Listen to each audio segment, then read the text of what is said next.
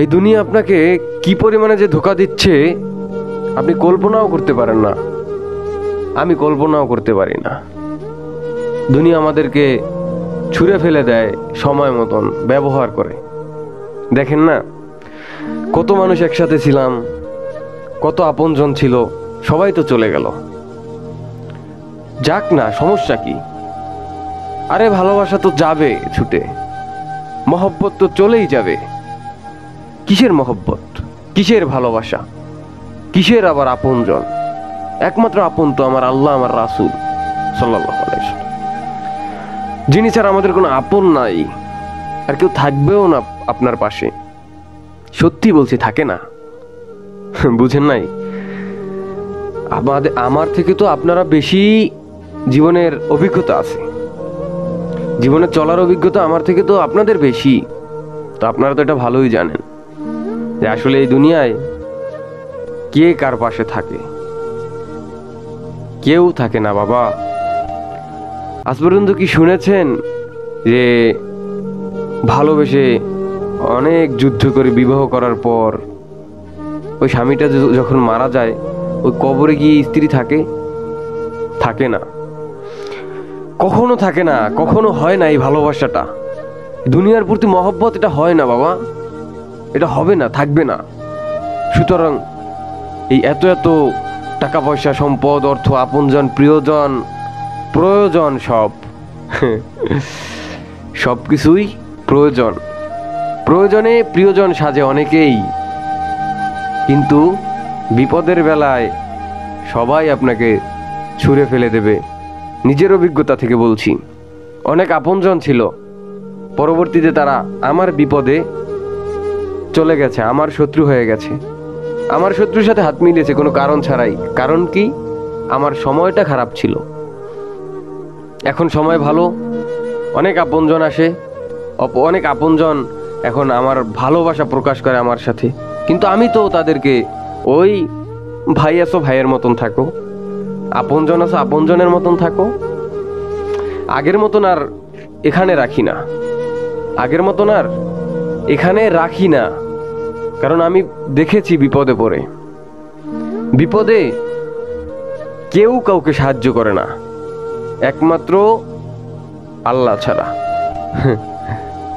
একমাত্র সৃষ্টিকর্তা ছাড়া কেউ সাহায্য করে না, একমাত্র রব ছাড়া কেউ সাহায্য করে না।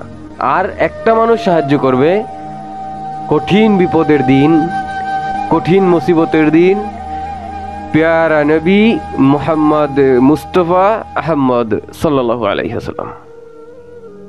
বুঝছেন? ওই কাল হাসরের দিনে আপনার জন্য কান্না করবে, এখনো করতেছে। সুতরাং ভালোবাসা হোক আল্লাহর জন্য, আল্লাহর রাসূলের জন্য। ভালোবাসা হবে না কোনো দুনিয়ার মানুষের জন্য, ভালোবাসা হবে না কোনো টাকা পয়সার জন্য, কোনো বাড়ির জন্য, কোনো গাড়ির জন্য। এগুলো থাকে না, ধোঁকা দিয়ে দেয়।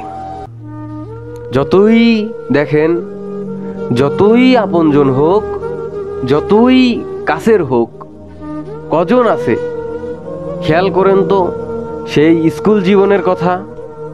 স্কুল জীবনের কথাটা একটু খেয়াল করেন। কত আপনজন ছিলেন, একসাথে স্কুল ফাঁকি দিয়েছেন, আমরা দিয়েছি না? একসাথে স্কুলে যেতাম, স্কুল থেকে পালিয়ে আসতাম একসাথে। সেই বন্ধুগুলা কোথায়? কোথায় সেই বন্ধুগুলা যেগুলো আমাদের স্কুল থেকে পালানোর জন্য সাহায্য করেছিল?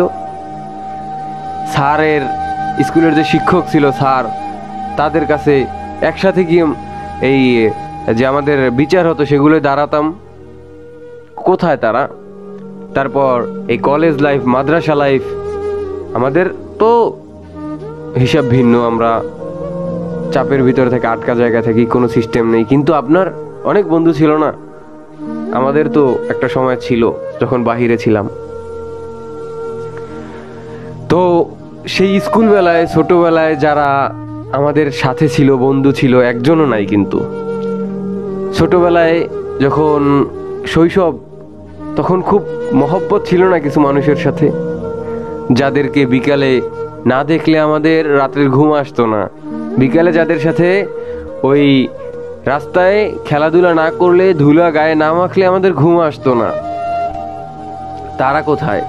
বাবা মাকে ফাঁকি দিয়ে ওই বন্ধুর সাথে ছোটবেলায় চলে যেতাম, সেই বন্ধুগুলো কোথায়? আহা, আফসোস লাগে। ছোটবেলার কথা যখন মনে পড়ে ইমোশনাল হয়ে যাই। সেই বন্ধুগুলো কোথায়, যাদের সাথে এক গাড়িতে 5 জন বসে ঘুরতে যেতাম, এক সাইকেলে 4 জনও চড়েছি জীবনে, এক সাইকেলে 4 জনও চড়েছি জীবনে। বন্ধু বন্ধু বলে কথা, কাকে ছেড়ে কাকে উঠাবো গাড়িতে? সেই বন্ধুগুলো কোথায়? নাই, খোঁজ নেয় না তো, ফোন দেয় না।